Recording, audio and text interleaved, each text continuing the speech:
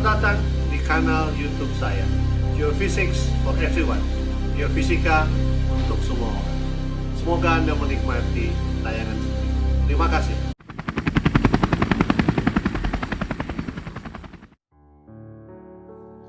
Assalamualaikum warahmatullahi wabarakatuh. Senang sekali bisa berjumpa pada pertemuan kali ini. Saya akan berbicara pada kesempatan ini tentang langkah-langkah untuk penulisan makalah di jurnal internasional bereputasi tinggi.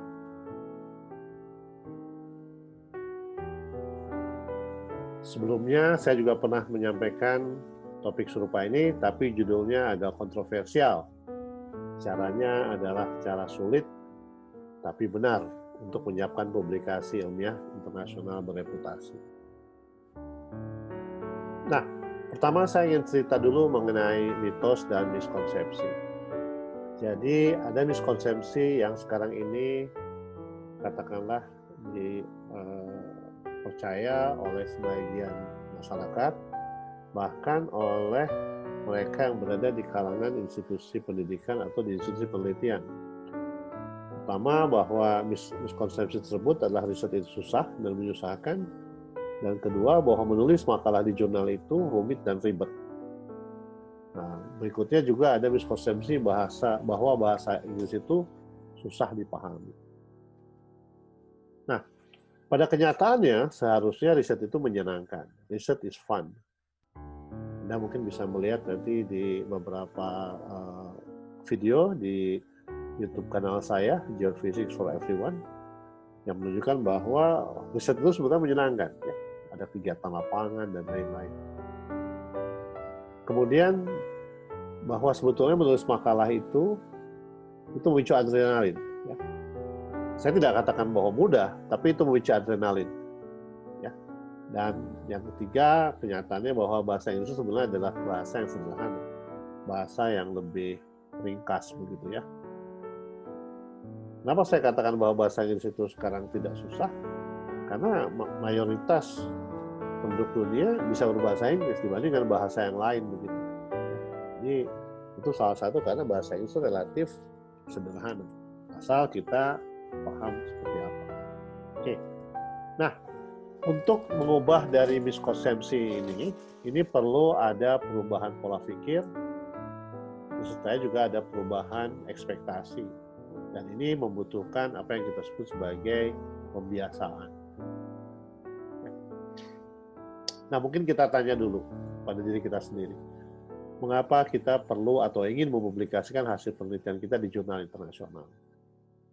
Bagi sebagian kalangan di Indonesia, publikasi di jurnal internasional itu bagian dari persyaratan begitu ya. Ada yang mengatakan, Pak, saya perlu publikasi di jurnal internasional karena saya sedang menempuh pendidikan program doktor. Harus ada publikasi dulu baru bisa doktor. Oke. Ada lagi yang mengatakan, Pak, saya harus mempublikasikan di jurnal internasional karena saya mau naik jabatan nih. Saya mau jadi direktur kepala, saya mau jadi guru besar. Jadi itu yang dipersepsikan oleh masyarakat, terutama di Indonesia. Nah, mungkin kita harus luruskan niat kita. Kalau dalam agama Islam ada namanya innamal amalu binniyah. Segala sesuatu itu bergantung pada niatnya. Boleh nggak niatan kita untuk menulis di jurnal internasional ini kita ubah? Ya, misalkan bahwa pertama kita ingin mempublikasikan hasil penelitian di jurnal internasional karena kita ingin meninggalkan catatan atau rekod tentang hasil riset kita, sehingga riset kita ini bisa dikembangkan juga oleh pihak lain. Nah, kemudian juga untuk mendapatkan pengakuan terhadap ide dan hasil penelitian kita. Mungkin juga untuk mengundang pihak-pihak lain pada bidang riset kita. Karena ada sesuatu hal yang kita temukan dan itu kemudian menarik sehingga pihak lain juga tertarik untuk mengikuti atau untuk melakukan riset di bidang itu. Nah, kemudian juga mungkin kita harus meniatkan publikasi internasional kita ini adalah sebagai mendapatkan umpan balik dari pakar tentang ide dan hasil riset kita. Ya. Jadi sulit kalau kita punya ide terus kemudian kita minta para pakar dalam bidang itu untuk memberikan umpan balik dengan mekanisme biasa. Mekanismenya ya dalam dunia akademis, dalam dunia ilmiah ya melalui publikasi tersebut begitu ya. Jadi bisa dibayangkan betapa mahalnya kalau kita harus membayar para pakar ini untuk mendapatkan umpan balik. Tapi dengan mekanisme di jurnal ini kita dapat umpan balik almost free ya, hampir gratis begitu ya. Nah kemudian juga ini kita ingin mendapatkan pengukuhan terhadap ide dan hasil riset kita ya. Jadi itu mungkin yang perlu kita luruskan. Mungkin niatan ini yang harus kita buat supaya bukan semata-mata masalah publikasi itu dikaitkan dengan program akademik doktor atau misalkan dengan jabatan akademik dan jabatan pangkatan gitu ya. Nah, sekarang mengapa publikasi di jurnal internasional itu terkesan sangat sulit? Ya, kesannya loh, mungkin bukan benar ya. Jadi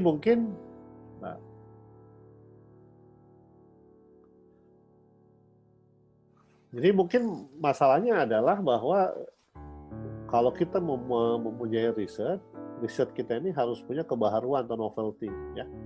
Jadi tidak bisa riset itu tidak ada kebaharuannya, ini yang penting. Okay? Dan tidak semua riset menghasilkan kebaharuan. Beberapa riset barangkali hanya pengulangan dari apa yang telah dilakukan sebelumnya. Ya. Jadi kalau dalam bahasa mudahnya itu praktikum itu, bukan riset begitu ya. Nah, kemudian juga tidak semua riset itu mengundang perhatian ilmiah yang memadai. Ada kemungkinan topik yang kita kaji itu sesuatu yang terlalu sempit, sehingga orang lain tidak melihat relevansinya dengan bidang keilmuan lain atau dengan interest dari yang lainnya. Atau mungkin yang kita teliti itu adalah sesuatu yang telah selesai, begitu ya. Yang nampaknya tidak ada lagi breakthrough dalam bidang itu, sehingga mungkin ya orang tidak lagi merasa perlu ada penelitian di bidang itu. Ya. Nah, berikutnya juga yang mengapa publikasi itu terkesan sulit karena itu tadi tidak semua eksperimen menghasilkan hasil positif. Ya, jadi ada kemungkinan kita punya hipotesa, kita lakukan penelitian, hipotesanya ternyata tidak terbukti begitu ya. Nah, kita sulit untuk mempublikasikan hasil negatif dari riset kita itu. Ya, jadi ingat loh, jadi riset itu bukan praktikum. Kalau praktikum hasilnya sudah kita ketahui sebelum praktikum dimulai begitu ya. Kalau riset enggak, ya. Tapi ada resiko. Jadi ada kemungkinan riset kita ini menunjukkan bahwa hasil kita ternyata negatif bukan positif. Nah, dalam kasus di mana kita mendapatkan hasil negatif, mungkin kita harus berpikir ulang. Mungkin kita harus mengubah konstruksi dan riset kita begitu ya. Jadi tidak semua yang kemudian hasil negatif itu tidak berarti apa-apa. Ya, bisa mendapatkan sesuatu, tapi harus kita ubah cara penyajian. Nah, kemudian juga jurnal internasional itu mempunyai persyaratan yang sangat rinci dan seringkali sulit untuk dipenuhi bagi kalangan awam. Ya. Jadi misalkan bagaimana menuliskan sitasi, bagaimana menuliskan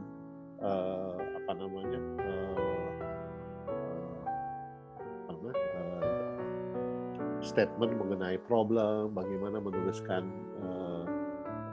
kesimpulan dan lain-lain agak rinci begitu ya. Kemudian juga barangkali bagaimana menuliskan daftar pustaka dan lain-lain. Ini bisa sangat rinci ya. Ada juga permintaan mengenai gambar atau tabel begitu ya. Atau mungkin juga ada beberapa jurnal sekarang membolehkan kita memasukkan video begitu ya sebagai bagian dari publikasi walaupun mungkin tidak dalam versi cetaknya ya. Nah, ini ada persyaratan yang sangat rinci. Tidak sulit sebetulnya asal kita mau melihatnya dengan cara yang positif saja. Kita lihat kemudian kita temukan. Dan ini yang tadi salah satu yang saya sampaikan di depan, ini memerlukan pembiasaan. Jadi kalau kita sudah beberapa kali publikasi di jurnal, berikutnya akan lebih mudah gitu ya. Nah, sekarang boleh tidak saya menganggap bahwa pada sejatinya publikasi di jurnal internasional itu adalah sebuah bentuk komunikasi, gitu ya. Nah, sebagaimana bentuk komunikasi yang lain, maka perlu tingkat kefasihan tertentu supaya komunikasi ini berjalan dengan baik. Ya. Ada proficiency. Nah, tingkat kefasihan ini yang barangkali perlu dipelajari. Yang mudah begini sajalah. Kalau kita bandingkan sekarang di mana-mana selain bentuk komunikasi tertulis, ada lisan, kita sekarang punya bentuk komunikasi yang lain, misalkan di media sosial lah. ada Facebook, ada Instagram, dan lain-lain. Nah, supaya kita bisa eksis dalam media sosial, maka kita harus mempunyai tingkat kefasihan tertentu. Kalau saya ambil contoh, kalau Anda aktif di Facebook, ya Anda harus tahu bagaimana mengupload gambar, bagaimana mengupload video, begitu ya. Karena pada dasarnya ini adalah bentuk komunikasi. Ya. Jadi kita juga bisa melihat bahwa yang namanya jurnal itu juga adalah bentuk komunikasi. Karena itu maka perlu kefasihan tertentu. Ya. Nah, apa yang saya maksud dengan kefasihan dalam komunikasi jurnal ini? Salah satunya adalah mungkin akses pada jurnal ilmiah yang penting dan relevan pada bidang kita ya. Mungkin kita perlu ada email alert system atau ada database begitu seperti Scopus ya, supaya kita tahu apa yang sedang terjadi, apa yang sedang dilakukan orang begitu loh ya. Jadi kefasihan menggunakan internet menjadi sebuah keniscayaan. Ya. Nah, kadang-kadang dalam bidang-bidang tertentu di mana terjadi kompetisi yang sangat ketat antara para peneliti, mungkin kita juga harus tahu siapa-siapa saja yang termasuk kompetitor kita gitu loh ya, siapa-siapa yang bergerak dalam bidang itu, siapa yang kita anggap sebagai potensial kompetitor. Itu yang harus kita pantau ya, karena kalau mereka bekerja pada bidang yang sama, kita berkompetisi untuk sebuah hasil tertentu, kalau dia sudah publish duluan, ya kita nggak bisa publish lagi mengenai hal tersebut begitu ya. Jadi pengetahuan mengenai siapa saja yang bergerak dalam bidang kita itu menjadi suatu bagian dari kefasihan ini. Ya. Nah, berikutnya adalah kalau saya sudah punya topiknya begitu ya, saya sudah punya modalnya, kira-kira bagaimana memilih jurnal yang sesuai. Nah, ada beberapa hal yang perlu dipertimbangkan. Pertama adalah apakah jurnal yang kita tuju ini terbiasa menerbitkan artikel pada bidang kita. Ya. Jadi ada kemungkinan beberapa artikel itu lebih cenderung muncul pada jurnal yang satu dibanding jurnal yang lain. Ya. Nah, kemudian apakah tujuan dan ruang lingkup jurnal sesuai dengan isi dan tingkat dampak atau impact level dari penelitian kita. Kalau kita mau lihat penelitian kita ini mungkin bisa ada beberapa tahapan atau ada beberapa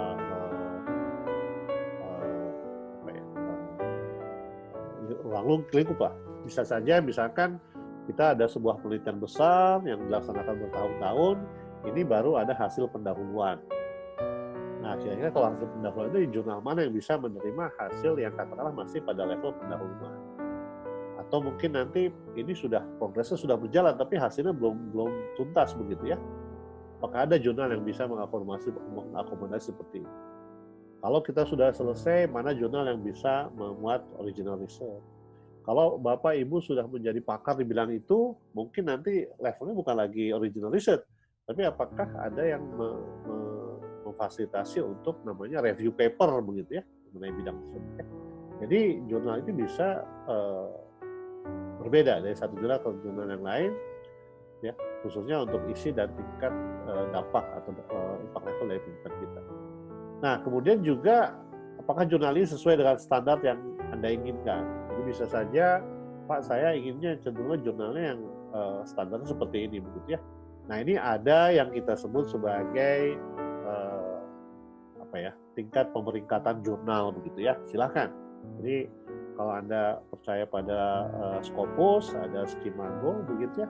Jurnal itu dikategorikan pada Q1, Q2, Q3, dan Q4. Nah, silakan.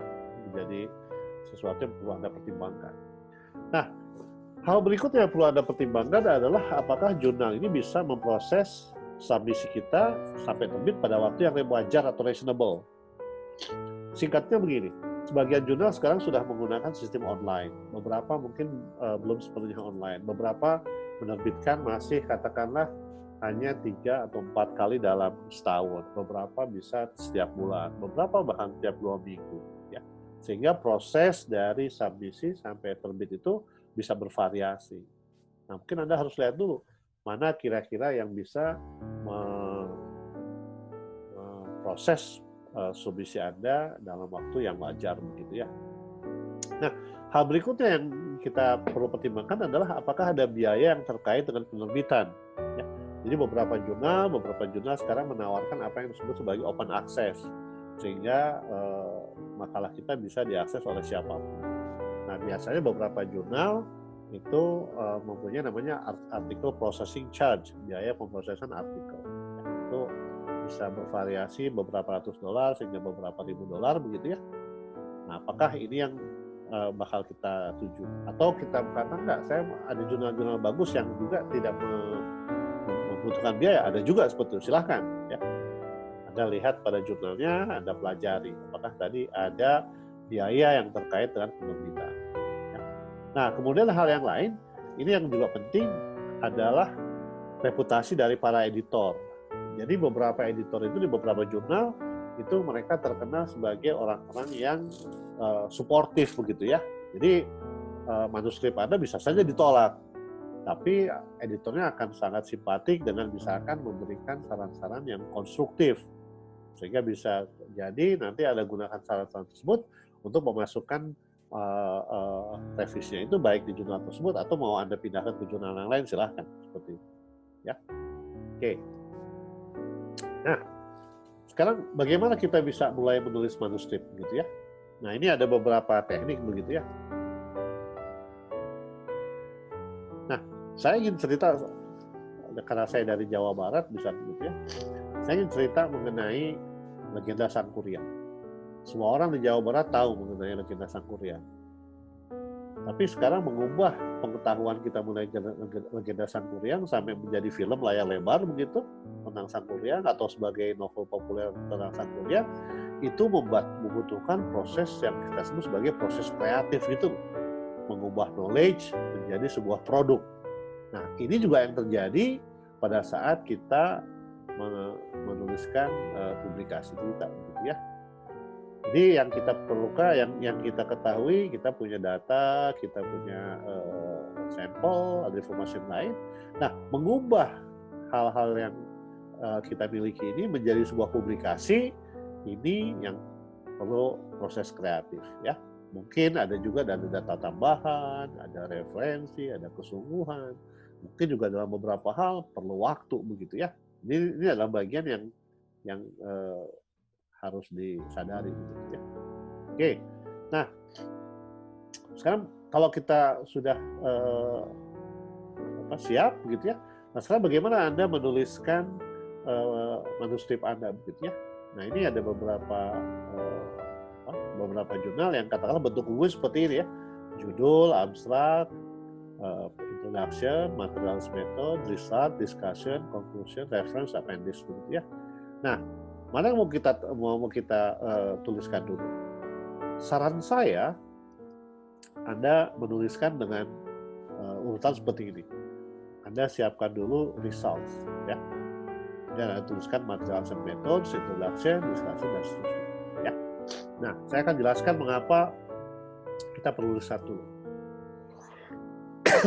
Nah, results ini adalah inti dari manuskrip Anda, inti dari makalah Anda. Ini yang nanti akan jadi hal yang penting. Ini yang mau kita publikasikan pada dasarnya. Jadi Anda harus memikirkan bentuk kemasan yang paling impresif yang bisa kita sampaikan untuk menunjukkan keunikan dan keunggulan hasil yang Anda peroleh. Ya. Nah, ini bergantung kepada bidangnya. Beberapa bidang itu bentuk kemasan yang paling impresif itu misalnya adalah gambar, boleh, diagram gitu ya, skema atau peta. Atau enggak, riset saya bidangnya bidang matematik, ini saya menemukan sebuah solusi dari persamaan itu, silahkan. Oh enggak, saya bikin desain, ini desain yang penting. Oh enggak, saya yang penting ini sekarang adalah sebuah program software. Oke, berarti nanti adalah software dan lain-lain. Jadi nanti Anda harus memikirkan kira-kira bentuk kemasan yang paling impresif seperti apa. Ya. Nah, nanti dalam prosesnya kita bisa lihat ada yang kita sebut sebagai data mentah, ada data yang diproses, ada data yang integrasi dan lain-lain. Ini saya ambil dari salah satu makalah yang kita terbitkan yang lalu. Ini ada satu manuskrip paper di mana hasil utamanya adalah tabel. Jadi kita harus pikirkan bentuk tabel yang paling representatif begitu ya.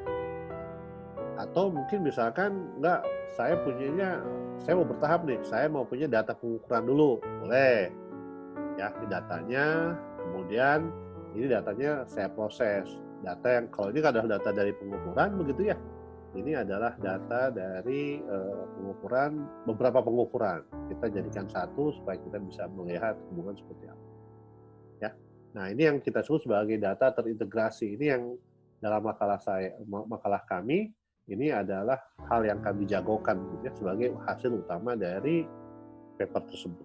Jadi bisa dilihat bahwa misalkan gambar yang sebelah paling kiri ini adalah gambar suseptibilitas, ini adalah remanennya, ini adalah kandungan TI dalam sedimen, nah ini adalah kandungan dari delta 13 CWEX begitu ya. Nah ini terlihat bahwa dari pengukuran yang berbeda-beda kok ada kecenderungan yang sama gitu ya. Ini data kami ambil dari sedimen di Danau Tauti yang menunjukkan bahwa antara saat ini dan 60 ribu tahun yang lalu ada perubahan iklim yang sangat besar di sini ya. Jadi ini antara sekitar ya 13-an begitu sampai 40-an, mungkin bukan sekitar 11-12 ribu tahun yang lalu sampai sekitar 40 ribu tahun yang lalu, daerah ini merupakan daerah savana begitu ya. Tapi intinya adalah kita harus membuat kemasan yang paling bagus mengenai results kita, mengenai hasil kita seperti apa. Nah, kemudian kita buat methods.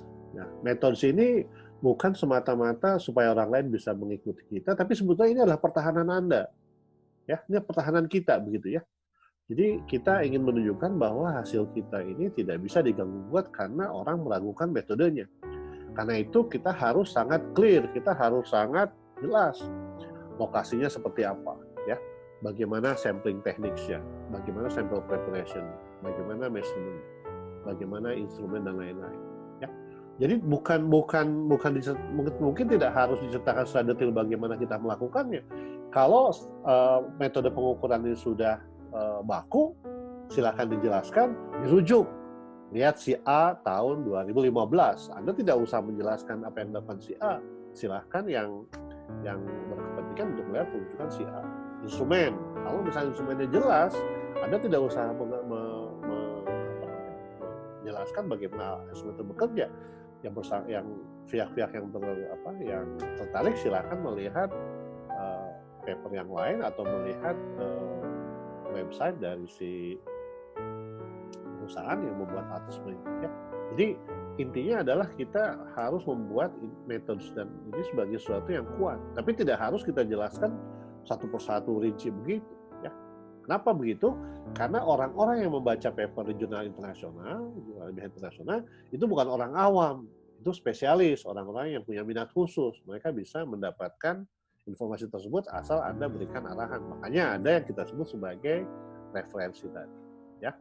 Nah, berikutnya, ini adalah introduksi pendahuluan. Apa sih yang mau kita lakukan? Nah, saran saya, ini adalah bagian yang penting untuk menjelaskan positioning dari penelitian Anda, termasuk keunikan dan keutamaan hasil yang dicapai. Ya. Jadi misalkan sekarang Anda harus menunjukkan bahwa topik yang Anda bahas itu penting. Ya. Sekarang bagaimana kita menyampaikan bahwa topik ini kita penting? Masa kita bilang, topik saya penting? Enggak, kita enggak begitu. Salah satu cara untuk menunjukkan bahwa penelitian kita penting itu adalah menunjukkan banyaknya penelitian terkini pada topik tersebut. Gitu loh. Jadi kita ngomongnya secara implisit, ya. Kemudian berikutnya dalam introduksi ini Anda harus menunjukkan bahwa ada celah atau gap dalam pengetahuan pada topik ini, ya. Kemudian juga Anda bisa sampaikan bahwa Anda ingin mengisi gap tersebut, ya, melalui penelitian Anda yang spesifik. Ya. Kemudian berikutnya Anda jelaskan bagaimana Anda akan melakukan penelitian ini dan bagaimana maksud dan manfaat dari penelitian ini. Ya. Oke, ini misalkan contoh dari makalah kami di Tambun Tuan 2015 di Paleo Cube. Ya, jadi misalkan paragraf pertama ini kita menunjukkan bahwa sedemikian banyak orang yang bekerja pada topik mengenai sifat magnetik pada sedimen di danau begitu ya. Ya. Nah, bagian ini jadi kalimat terakhir pada paragraf pertama mengatakan bahwa ini ada gap ini. Ada sesuatu yang belum diketahui dengan baik dan ini yang mau kita lakukan ya. Nah, kita lakukan dengan melakukan penelitian di Danau Tomuti, gitu ya. Oke, ya, ini adalah apa yang mau kita lakukan. Jadi pada penelitian ini kita akan melakukan pengukuran dengan difraksi sinar X, kemudian akan melakukan pengukuran dengan scanning electron microscope, begitu ya. Jadi ini yang mau kita lakukan. Nah, discussion. Nah, ini bagian ini penting juga. Apa yang mau kita diskusikan? Kalau tadi kita punya hasil, kalau saya boleh dengan menggunakan kalimat yang sederhana, ini adalah tempat Anda untuk membentuk atau mempolis atau memoles hasil Anda. Caranya gimana?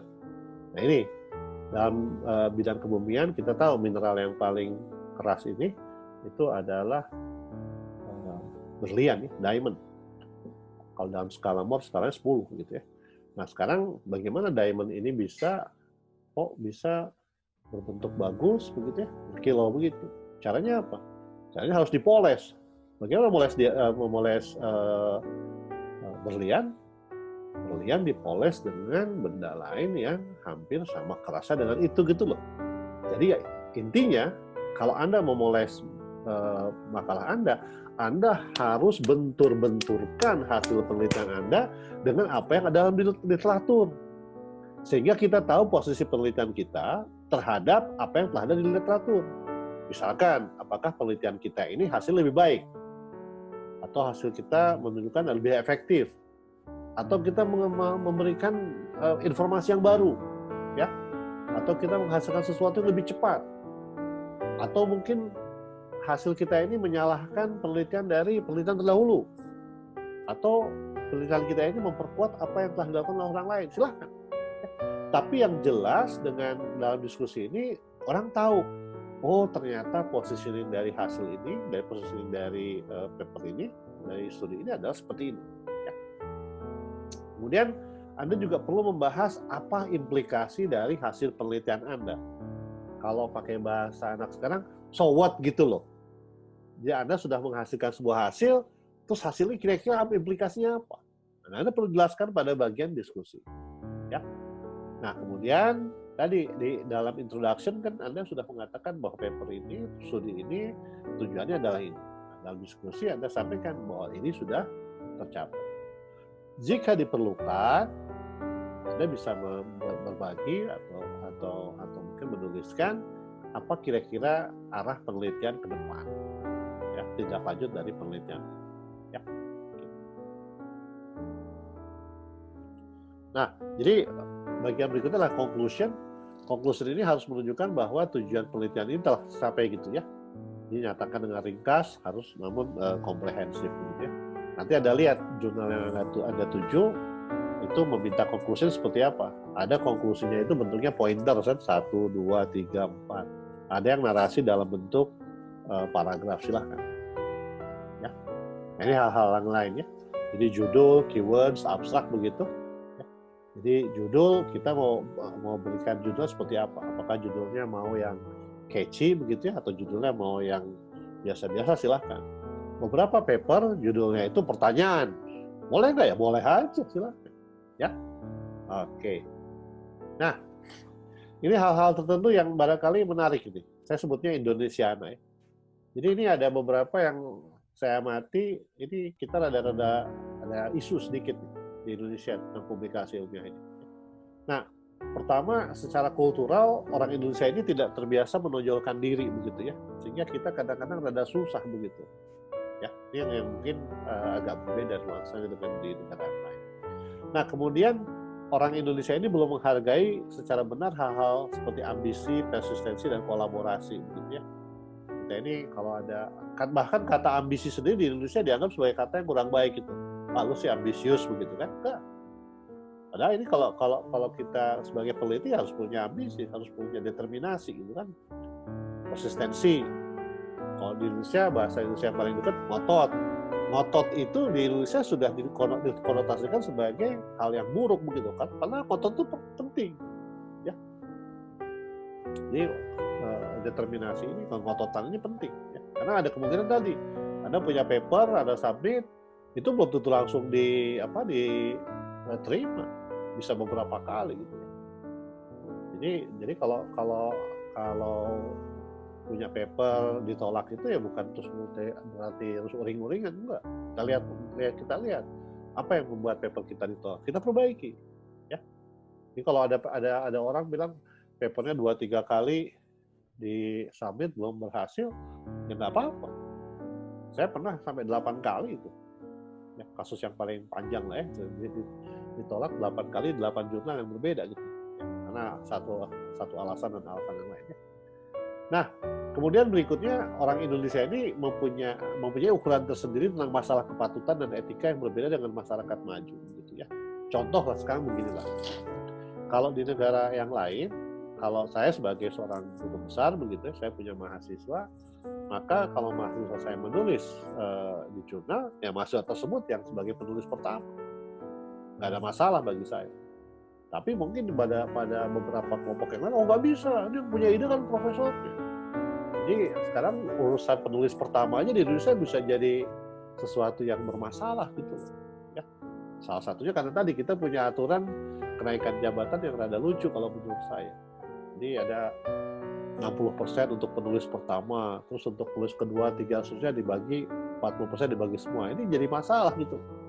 Sehingga kalau di negara lain ada kemungkinan saya punya paper itu penulisnya 40 gitu loh. Kalau di Indonesia paper 40 orang bingung, ini 40 ini kalau penulis kedua sampai penulis ke-40 berapa kumnya begitu ya? Karena ukurannya kum.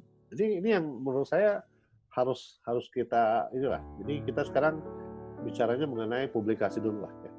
Masalah kepangkatan dan lain-lain itu urusan lain. Silakan nanti dibicarakan oleh orang-orang yang lebih berpengalaman. Saya hanya mau ngurus mengenai paper saja. Ya. Nah, ini ada studi kasus dan pengalaman yang barangkali menarik begitu ya. Jadi Bandung tahun 2005 itu terkenal dengan Bandung lautan sampah begitu ya. Nah, apa yang kemudian kita lakukan di sampah itu kemudian menghasilkan sebuah cairan yang kita sebut sebagai lindi atau licit ya. Ini cairan yang sangat kotor begitu ya. Dan ini menimbulkan dampak lingkungan yang besar begitu ya. Nah, lindi.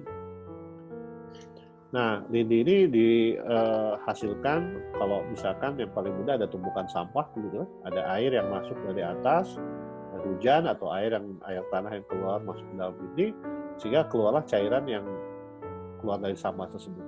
Di Indonesia di mana sistem pembuangan sampah dilakukan dengan dumping di tempat terbuka begitu, maka biasanya di tempat pembuangan akhir sampah itu ada yang namanya kolam lindi atau licit pond begitu ya. Nah, terinspirasi oleh kejadian di Bandung itu, kami melakukan pengambilan lumpur dalam kolam lindi di 2 TPA yang berbeda. Pertama adalah TPA Jelekong di Bandung bagian selatan. Ini adalah TPA yang sudah tidak difungsikan karena sudah lewat masanya. Kemudian ada TPA Sarimukti. Ini adalah TPA yang dibuka untuk mengatasi kasus Bandung darurat sampah pada tahun 2005 begitu ya. Jadi relatif baru begitu. Jadi yang kita lakukan adalah kita mengambil sampel dari kedua TPA tersebut di kolam lindinya ya. Ini adalah cara pengambilan lumpurnya. Di sebelah kiri saya ini adalah Dr. Estefanus Huliselan, mahasiswa S3 pada waktu itu di ITB. Nah, Pak Huliselan ini, Pak Steve ini membuat sebuah alat khusus yang dipegang ini dari peralon untuk mengambil lumpur dari dasar kolam begitu ya. Oke. Nah, ini pengambilan sampel di Sarimukti begitu ya. Nah, kami juga mengambil sampel tanah dari daerah di sekitar TPA. Nah, hasil dari penelitian kami ini kami publikasikan di jurnal internasional begitu ya. Jadi yang ingin saya tunjukkan di sini adalah bahwa kita bisa mengubah masalah kita ini menjadi research opportunity begitu ya. Ini kita hasilkan 2 publikasi internasional ya. Jadi kalau kita mengatakan riset di Indonesia susah, enggak lah. Kita punya banyak research opportunity sebetulnya. Asal kita mau dan bersedia untuk bekerja keras. Ya. Oke. Nah, ini mungkin di akhir presentasi ini saya mau cerita sedikit atau mau sharing sedikit mengenai apa yang disampaikan oleh para filsuf gitu ya. Salah satunya oleh apa yang disampaikan oleh Friedrich Nietzsche. Dia mengatakan bahwa sesuatu yang tidak membunuh kita ini hanya akan membuat kita tambah kuat begitu ya. Jadi kalau kita membuat riset itu kita kerja keras tapi tidak sampai membunuh kita, ya mestinya kita makin terbiasa dengan riset gitu ya. Nah, berikutnya ini juga filsuf dari Jerman, Johann Wolfgang von Goethe. Dia mengatakan bahwa knowing is not enough, we must apply. Willing is not enough, we must do. Ya, jadi kalau udah tahu ya dikerjakan begitu ya. Jadi hanya tahu saja tidak cukup. Nah, saya bukan seorang filsuf, tapi saya juga ingin sharing sesuatu ya. Jadi saya mengatakan bahwa lebih mudah untuk menjadi seorang yang juara, champion, jagoan lah, daripada menjadi seorang pecundang. Kenapa lebih mudah menjadi seorang juara atau champion dibanding jadi pecundang? Karena kalau kita jadi juara, kita tidak perlu lagi membuat berbagai alasan. Jadi kalau Anda dosen di perguruan tinggi begitu ya, atau peneliti di lembaga penelitian, lebih mudah kalau Anda ini punya banyak publikasi daripada Anda tidak punya atau sedikit publikasinya. Kenapa? Karena kalau Anda sedikit publikasinya, Anda harus membuat banyak sekali alasan untuk menjustifikasi mengapa publikasi Anda sedikit. Ya, jadi lebih mudah menjadi juara daripada menjadi pecundang. Ya. Oke, terima kasih atas waktu dan perhatian diberikan. Assalamualaikum warahmatullahi wabarakatuh. Thank you for watching. Terima kasih telah menyaksikan. Sampai ketemu pada kesempatan berikutnya. Mudah-mudahan Anda mendapatkan manfaat. Terima kasih dan jangan lupa like dan subscribe. Terima kasih.